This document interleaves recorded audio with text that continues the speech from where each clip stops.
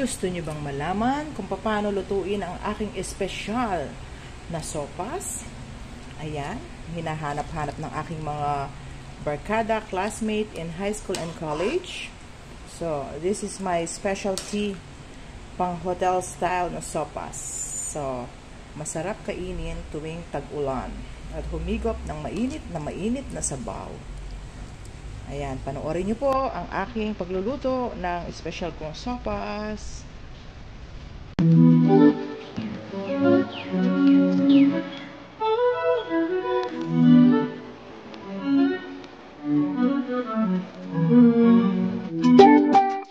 Hello mga papitas at mamitas! Good morning! Maulan na umaga sa inyong lahat, sa ating lahat.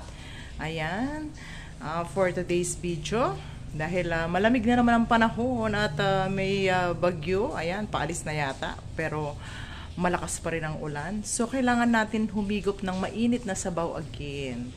So, ilulutuin ko ngayon yung aking paboritong sopas. Guys, watch it, my lutong balay kapangpangan. So, here's my ingredients. I have here yung aking stock. Ayan, yung pinagpakuluan natin ng chicken and atay balon-balunan. So, syempre, meron ako ditong atay at balon-balunan, gizzard and liver ng chicken and yung ginayat natin na chicken, picho ang gagamitin natin para mas masarap. Pwede rin lagyan ng baboy yan kung gusto. Ayan, pero ako hindi ko nalalagyan, so tama na sa akin yan. So, gagamit ako dito instead of elbow. Ayan, yung aking spaghetti ang gagamitin natin, guys. Try nyo, masarap. So, syempre, meron akong milk dito, isang baso. And black pepper, pampalasa. And black pepper ground. So, I have here garlic and onion. So, 4 na pirasong eggs. Hiwain na lang natin. And ang panggigisa ko, guys, butter. So, ayan. And bago muna ako mag-umpisa ng aking pagluluto for the day, ayan, shoutout ko muna lahat ng mga followers natin dyan at new followers ng aking Inday Mama Vlog. So, kung hindi pa po kayo na follow, please do follow, like, share, comment. Pakihit po ng aking notification bell para lagi po kayong updated sa aking mga sinishare na videos everyday. Guys, let's start cooking! So guys, meron akong pahabol dito yung aking keso. Lagyan natin ng keso para masarap lalo ang ating sopas. Ayan. So dito guys, hindihan ko na yung kalan natin para mag-start na tayo magluto at naglagay na rin ako ng butter. Ayan. 1/4 ang ilagay nating butter para mas masarap at malinamnam ang ating sopas. Siyempre guys, tunawin muna natin yung ating butter. So guys, medyo na-melt na yung aking butter. Ilagay na natin yung garlic. Make it a golden brown. Saute natin. So now, na-brown na yung aking bawang. Sunod na yung onions.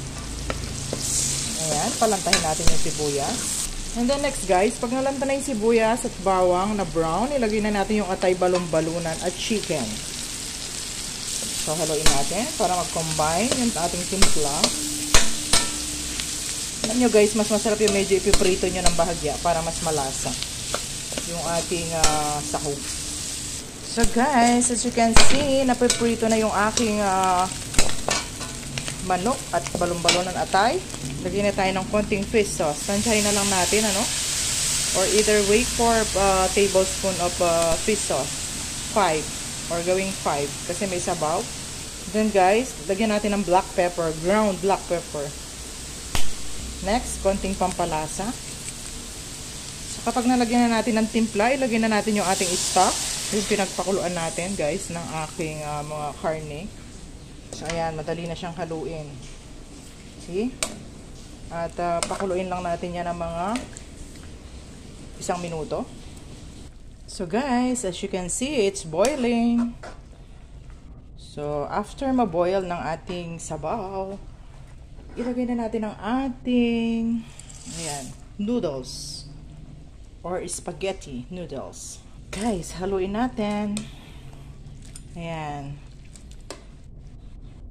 As I said, pwede rin ang elbow, pwede rin ang pero mas feel ko ang spaghetti noodles.